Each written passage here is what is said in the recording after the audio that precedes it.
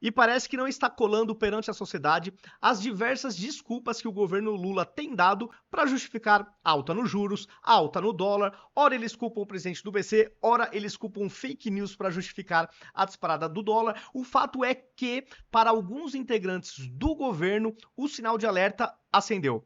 De acordo com a Daniela Lima, que trouxe informações de bastidores, alguns integrantes do governo já estão percebendo que ao final de 2 anos deste mandato, o governo está chegando sem fôlego, está chegando sem ar. É como se estivesse pedindo pelo amor de Deus para terminar o mandato. Ainda faltam 2 anos. Dá para o Brasil piorar muito se o governo não fizer uma autocrítica e corrigir a sua rota. Se o Brasil continuar piorando nessa velocidade, o Lula devolverá novamente para a direita o mandato presidencial. Pena que isso vai custar muito sofrimento do povo brasileiro. Vocês imaginem que, se a gente não parar de piorar, 2 anos é uma eternidade. Imagine onde pode chegar a inflação, onde pode chegar o câmbio. Imagine quanto vai custar um carrinho de supermercado daqui 2 anos, se o governo não acordar, não admitir que errou, para daí sim poder fazer alguma correção no rumo. E para finalizar o vídeo, eu vou trazer o trecho onde o Lula anunciou o novo presidente do Banco Central, prometendo autonomia e independência. O Lula não tem que prometer nada. Isto aqui já é garantido em lei. Não é o Lula que vai garantir a autonomia nem a independência do BC. É o arcabouço legal brasileiro. São estes 2 assuntos que eu vou tratar no vídeo de hoje.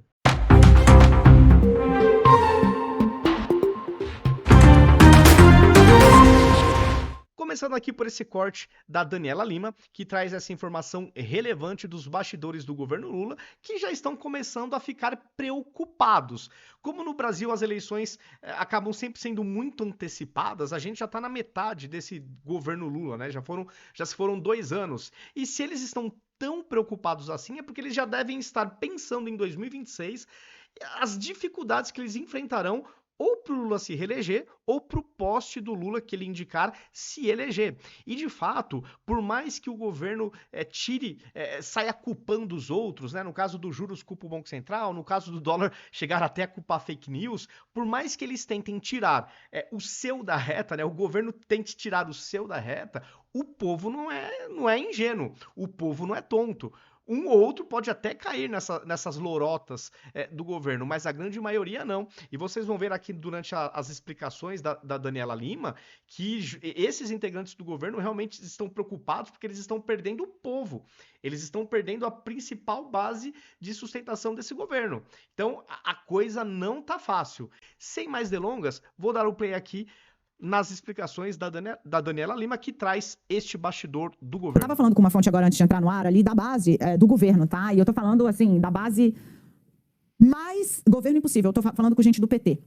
E essa fonte me disse o seguinte, Dani, o governo, ele tá chegando aos seus 2 anos meio sem ar, tá esgotado. Tem uma ideia de que as coisas vão obrigatoriamente se movimentar por conta das eleições na Câmara e no Senado, mas a percepção interna é de que, mesmo para os muito próximos, o desgaste está muito grande. E aí ele me relatou uma cena que eu achei sui generis.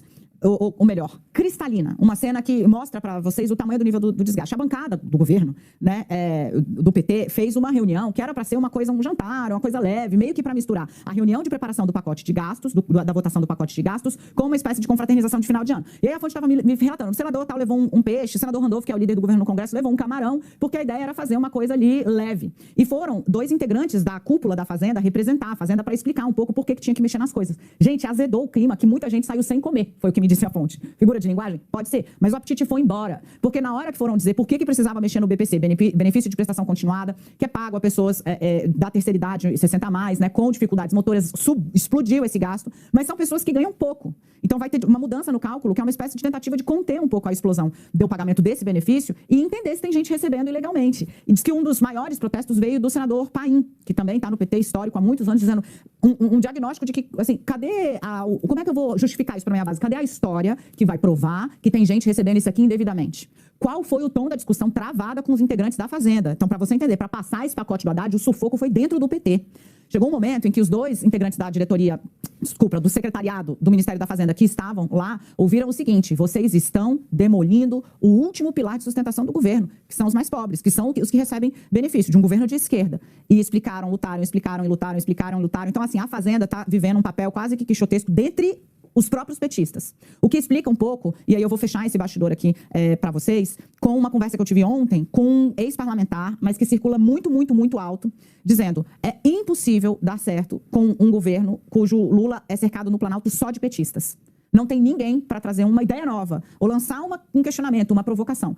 Não vai funcionar desse jeito. A gente até fala, porque ele esteve a vida toda no partido de oposição, mas é um pragmático, um grande líder pragmático. Ele disse: a gente até fala, ó, precisa ter alguém aqui para dar um respiro, mas eles não ouvem.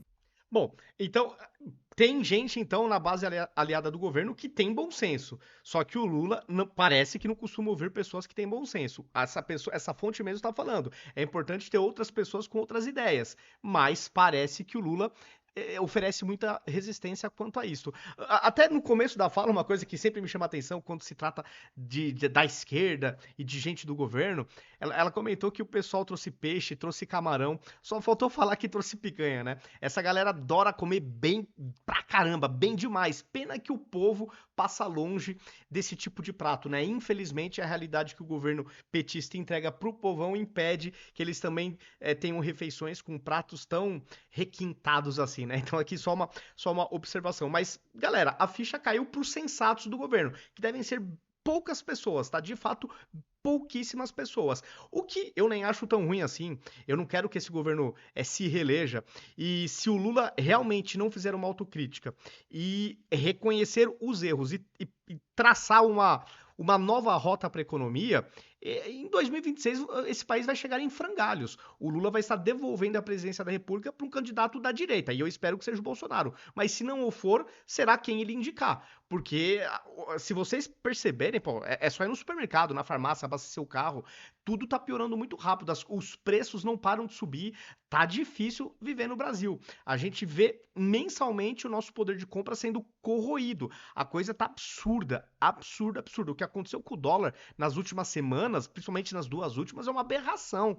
Tanto que o governo falando em fake news, que foi uma fake news, cara, isso aqui é surrar nossa inteligência.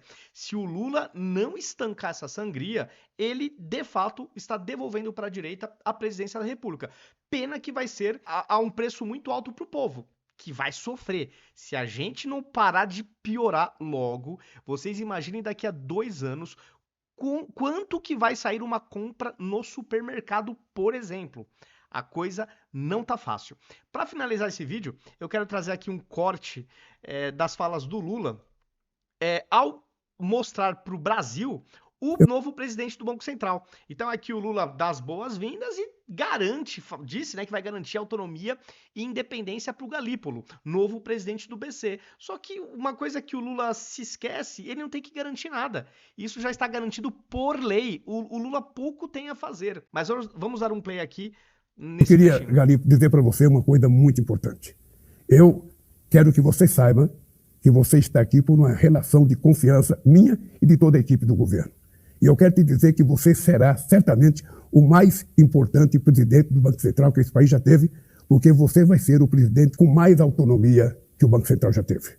Porque eu tenho certeza que pela tua qualidade profissional, pela tua experiência de vida e pelo teu compromisso com o povo brasileiro, certamente você vai dar, sabe, uma lição de como é que se governa o Banco Central com a verdadeira autonomia. Bom, aqui já é uma pressão do Lula pro Galípolo. Ele já tá rasgando elogios, na minha leitura, esperando que o presidente do BC seja um pouco heterodoxo, vamos dizer assim, na condução dos juros no Brasil. Mas, aparentemente, o Galípolo vai seguir com critérios técnicos, aparentemente. Então, se o governo Lula não criar as condições para que os juros caia, eu acho pouco provável que os juros cairá, mesmo com o Galípolo.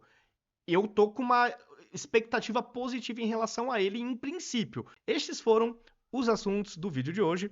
Coloquem nos comentários o que vocês acharam das informações que eu trouxe, das minhas opiniões, se vocês concordam ou não, deixe nos comentários. Se gostaram do vídeo, deixe o like, isso é muito importante porque o algoritmo passa a entregar o conteúdo para mais pessoas. E isso vale não só para os meus vídeos, conteúdos da direita que vocês gostam, deixem like, compartilhem para a gente também sair da bolha. Quantas pessoas se arrependeram, né, de ter feito L? Várias, mas não necessariamente elas estarão em 2026 do nosso lado. Elas podem anular, elas podem simplesmente não sair para votar no dia da eleição. Então a gente tem que convencer que não só a esquerda é ruim, tanto que essa parcela já se arrependeu de ter feito L, como a direita de fato pode trazer melhorias para a sua vida, principalmente no aspecto econômico, que para mim é o principal. Um país com economia pujante é um país que prospera, do contrário, é um caos total. Então, daí a importância do like e do compartilhamento nos grupos de WhatsApp, de Telegram, enfim, para a gente atingir novas pessoas.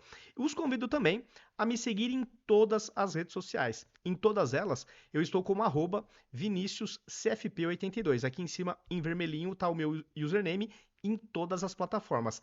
Feito o convite, dado o recado, até o próximo vídeo.